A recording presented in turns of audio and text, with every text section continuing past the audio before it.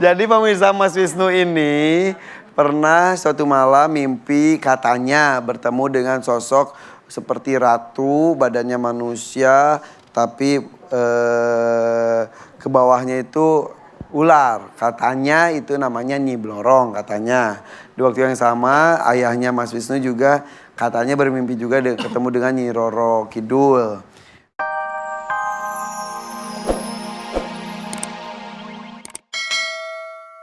Kan sujud nih. Kita sujud. Ada yang gini. Ntar dulu. Oh, iya. I'tidal dulu. Ya dari ini. Nah, dari ruku dulu. Sami Allah liman hamidah. Terus sujud. Lutut dulu. Baru tangan. Kepala. Ada lagi Perhatikan dulu. Sini? Bentar dulu. Ini makanya jangan suka nyalain seseorang. Ada yang pakai lutut dulu. Nah, sekarang yang pakai tangan dulu bagaimana coba? Ini. Ada juga tadi. Ada juga. Iya. Bu. Yang datang di sini yang pakai lutut dulu siapa? Tunjuk jari coba. Lutut dulu lah rata-rata. Yang pakai tangan dulu. Oke. Ada yang pakai kepala dulu, Bu. Baru tangan. Ada yang nggak pakai tangan sama dengkul? Nggak ada, berarti jidatin dulu begini ya. Nah, di sini kita kadang-kadang pakai menang sendiri, betul nggak? Begitu orang lain yang beda dengan saya nyangkanya berbeda. Padahal dua-duanya dalam hadis yang maksudnya dalam kitab yang sama itu benar. Yang pakai tangan dulu juga benar, yang pakai dengkul juga benar. Yang tidak benar pakai jidat. Langsung maksudnya gitu loh. Makanya kita ngelihat seseorang jangan langsung menjas. Kata Nabi, wala tajasasu wala tahasadu. Jangan suka mengejas orang, jangan suka menyalahkan seseorang, tapi koreksi semuanya. Kata sahabat Ali, hasibu anfusakum qabla an tuhasabu. You understand? Yeah. Koreksi diri kita sendiri sebelum dikoreksi orang lain. Tapi Ustadz ada yang ngomong katanya sujud itu jangan seperti unta yang mau duduk. Unta kan gitu dulu. Saya pernah baca itu juga. Dua-duanya sama, derajatnya sama. Dalam hadis nomor 837 itu dijelaskan di situ antara yang dengkul dengan tangan dulu itu sama-sama tingkatan hadisnya sama, derajatnya sama. Tapi harus dengan ilmunya. Nah, itu makanya di dalam kitab Ta'limul Muta'alim dijelaskan wa irsadu ustadid wa tulu zamani. Petunjuknya guru ya, namanya petunjuknya guru nggak mungkin dong ngasih petunjuk kepada muridnya salah, betul? Dan waktu mengajinya, mencari ilmunya wa tulu zamani, waktunya jangan main instan, jangan main apalagi kalau belajar Google, ya kan? Ada yang begitu ya? Iya, nyontoh kadang-kadang dibaca saja nggak ada gurunya, repot. Itu namanya ngajinya ama set.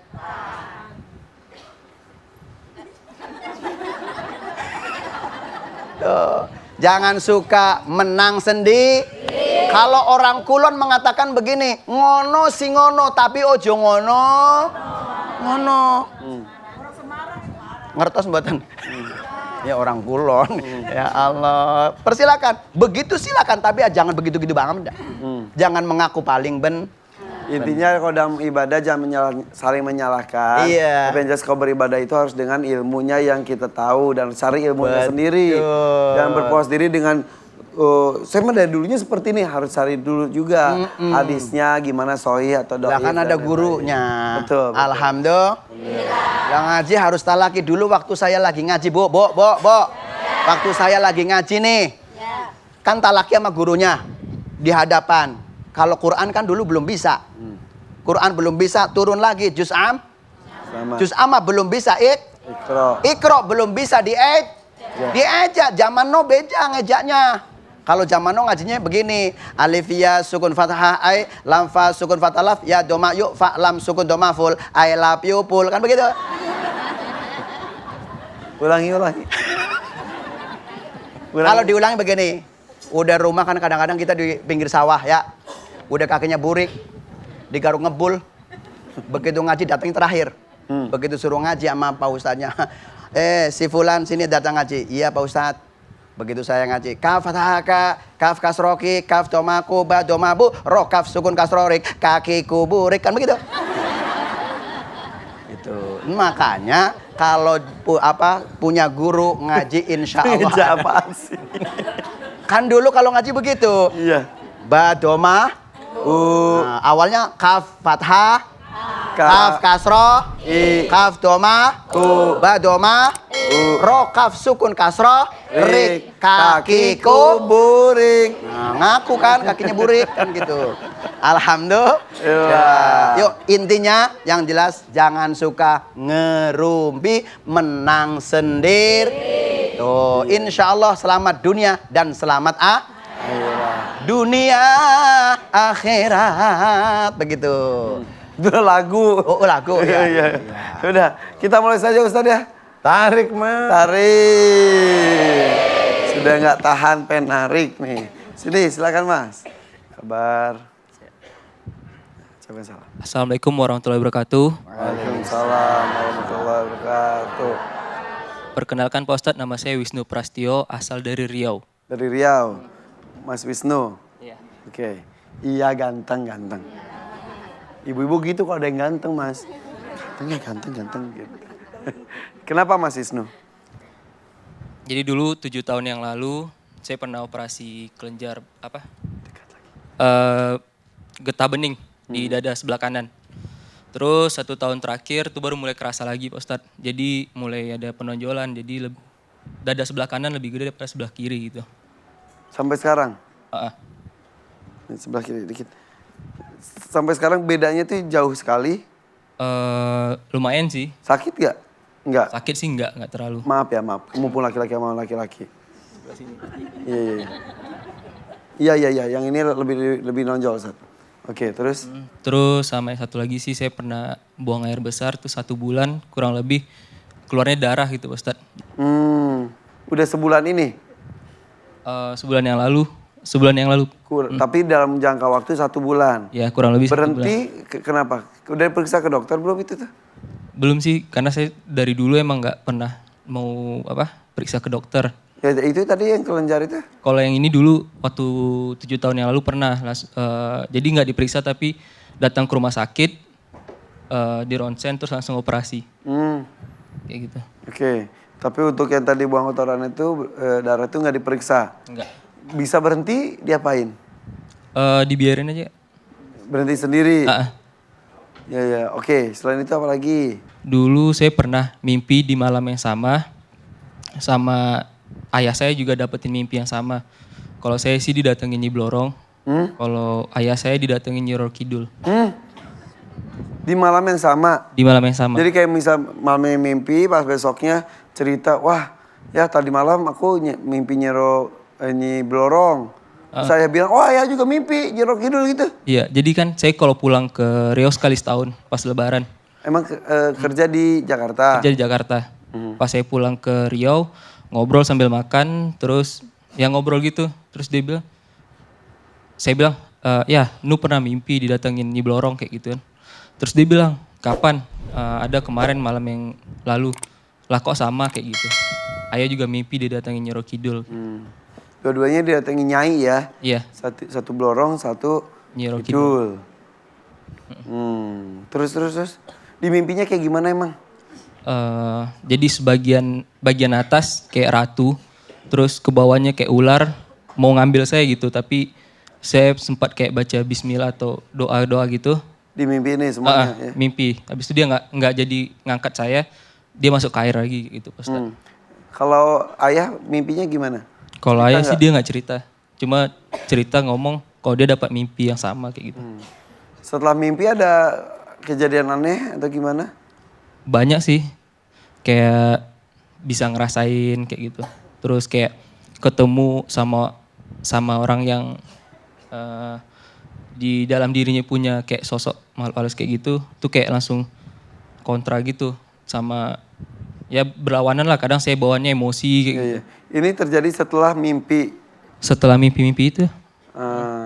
Jadi lebih sensitif lagi. Terus bisa melihat sesuatu yang nggak dilihat orang nggak? Nah, salahnya saya waktu itu saya sempat, karena saya pengen tahu, dibuka mata batin saya.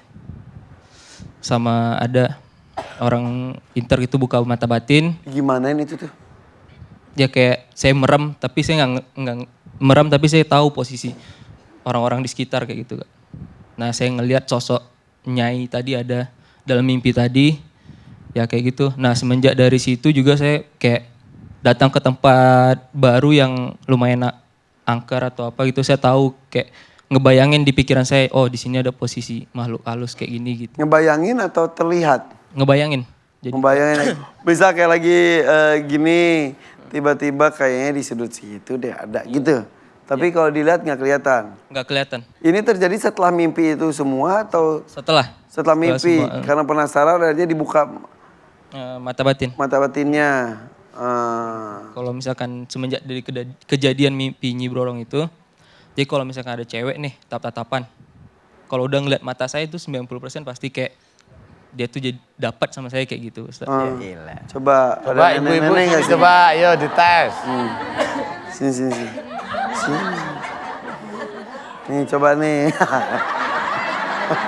Coba. Ini lawannya Apa ini nenek? aja Duduk, lawannya. laki-laki duduk. Coba, Bu, namanya siapa? Tami. Bu Tami. Udah punya suami? Udah. Masih ada suaminya? Masih. Ada yang janda nggak? Janda? Tahu yang janda? Enggak. Ada dari Semarang. Dari Semarang ada janda? Enggak. Ya udah. Janda. Sini. Sini. Begini acaranya. Ya Allah. Pengen dekat Irfan. Gak apa-apa, sini. Sini dulu. Gak apa-apa ya, Mas. Coba, sini. Ini namanya siapa tadi? Tami. Ini Bu siapa? Bukus mini. Bukus Mini. Sudah sendiri? Iya. Coba lihat Mas Wisnu. Pandang. Sebentar. Ibu kenapa malu-malu? Tatap mata Mas Wisnu. Mas Wisnu yang gak mau natap. Mas susah gini. Lah, ntar pulang bawa ibu-ibu nih kan. Ganteng nggak? Ganteng banget. Cie. Dibanding mantan ibu, gantengan mantan ibu atau Mas Wisnu? Ya gantengan. Iya. Jadi ceritanya gitu. Iya, kurang lebih kayak gitu, Kak Ivan. Sebentar. Rahma sini, Rahma. Ini contoh, coba yang muda sini. Sini. Pandang Mas Wisnu. Mas Wisnu udah punya pacar belum? Belum. Belum. Coba lihat ini Rahma nih. Coba cerita. Gimana Rahma? Biasa aja. Bohong. Jadi ceritanya gini ibu-ibu ya. Kan Rahma ini tuh kreatif yang menceritakan tentang siapa saja yang akan maju ke depan, kasusnya seperti apa. Terus kata dia gini, ganteng banget. Mukanya kayak India gitu. Terus ya setuju ya itu tuh teman-teman. Terus udah gitu katanya gak tau tuh aku juga kalau lihat itu tiba-tiba suka gitu. Ngaku. Ada saksinya betul nggak? Betul ngomong gitu ya? Iya. Jadi terbukti katanya. Pilih Rahma, pilih ibu kunya tapi. Oke. Jadi gak ada yang dipilih. Mas Wisnu, kalau suruh milih mana yang dipilih? Yang itu ya, kanan ya. Ibu maaf tidak terpilih, silakan ibu kurang beruntung. Ibu kurang beruntung, maaf ya. Ya udah. Udah Rahma udah selesai. Udah. Jadi selalu gitu kalau ada perempuan bersih tatap mata gitu tiba-tiba jadi suka gitu dianya. Sering sekali. Hampir gitu. Mas Wisnunya? Jatuhnya tuh kayak pacaran tapi bukan karena perasaan kayak gitu. Karena ya emang Ketertarikan itu saja. iya. Tiba-tiba nempel aja gitu. Habis itu nggak lama putus kayak gitu. Mas Wisnu jangan banyak lihat saya deh Saya jadi takut. Jadi Mas Wisnu justru jadi ketakutan juga, jangan-jangan ada sesuatu di diri Mas Wisnu yang bisa menarik perhatian orang hanya dengan menatap matanya gitu ya?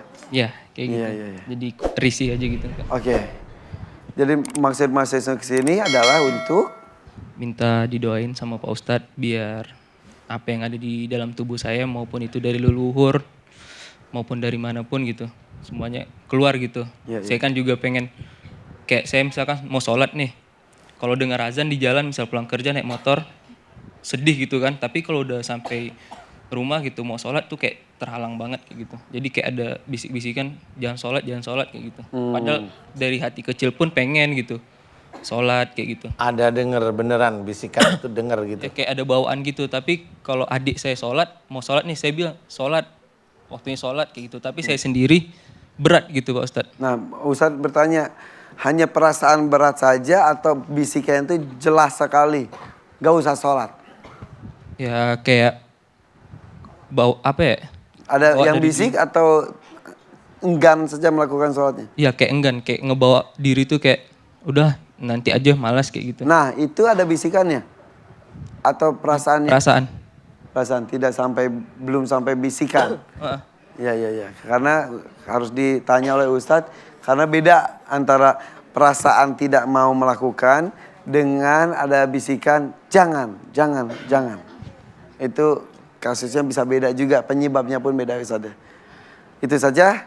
Ya, itu aja. Oke, kasusnya seperti itu. Nanti kita akan bertanya kepada Ustadz, ada apa gerangan dengan Mas Wisnu ini ya. Sesaat lagi pemirsa, jangan kemana-mana. Tatap mata kami, khususnya Mas Wisnu, biar cinta pada acara ini. Jangan kemana-mana, tetap di Siraman Kolbu, sejukan hati. Ibu nggak usah sedih, nggak apa-apa, nggak dipilih juga ya. Jangan sedih ya. Ya kan ibu udah punya suami juga ya. Ini urusan anak muda aja nggak apa-apa ya. Iya. Jadi pemirsa, Mas Wisnu ini pernah suatu malam mimpi katanya bertemu dengan sosok seperti ratu, badannya manusia, tapi ke bawahnya itu ular. Katanya itu namanya Nyi Blorong katanya. Di waktu yang sama ayahnya Mas Wisnu juga katanya bermimpi juga ketemu dengan Nyi Roro Kidul. Nah setelah kejadian itu akhirnya karena rasa penasaran dibuka mata batinnya, lebih sensitif bisa merasakan makhluk-makhluk yang gaib, tidak bisa dilihat oleh mata. Dan juga berbicara mengenai mata Mas Wisnu itu mengandung magnet. Ketika menatap seorang perempuan, perempuan itu langsung tertarik. Gitu. Jadi pacaran udah berapa kali? Sering ya? Sering ya? Jadinya playboy ya? Bukan playboy ya, ganti-ganti gitu ya? Iya nggak? Iya. Terus ketika mau ikut melakukan ibadah, suka ada perasaan enggan melakukannya. Gitu Ustaz. Silakan Ustaz, ini mata itu ternyata emang kuat sekali ya. Di antara panca indera tuh mata tuh bisa menunjukkan diri kita dan bisa menjadi kekuatan penarik juga. Iya bisa aja. Orang hipnotis itu juga mata yang digunain, kemudian omongannya dia yang digunain, otaknya dia digunain. Jadi hipnotis itu jin. Siapa yang bilang hipnotis tidak jin, itu dia tidak tahu, dia belum bersekolah beneran. Jadi dia menggunakan ilmu hipno itu jin. Makanya yang orang terhipnotis itu dia nggak sadar, setelah itu kemudian dia sadar, dia nggak tahu apa. Nah itulah kesurupan yang masih dalam kelihatannya terkontrol. Kelihatannya sebenarnya. Ya. Jadi intinya adalah kayak Mas Wisnu di sini yang pernah kelenjar getah bening itu biasanya juga ada emosi marah sama salah satu orang tuanya. Betul? Benar. Siapa? Ibu atau bapak? Nyimpan ya. Bapak. Jadi kalau misalkan saya di rumah tuh kayak bawaannya emosi gitu. Sama bapak khususnya ya. Bapak. Memang kelenjar getah bening dari ya. situ, dari marahnya sama orang tua itu tadi, tapi disimpan, marahnya itu di sini aja. Nah itu menjadikan kelenjar getah bening itu muncul. Selama ini kanker itu kan tidak pernah terdeteksi dari mana muncul. Saya akan berikan nilai ilmu dari Islam bahwa kanker itu dari emosi. umur itu yang mendeteksi. Kalau umurnya di bawah 45 berarti dia ada persoalan dengan orang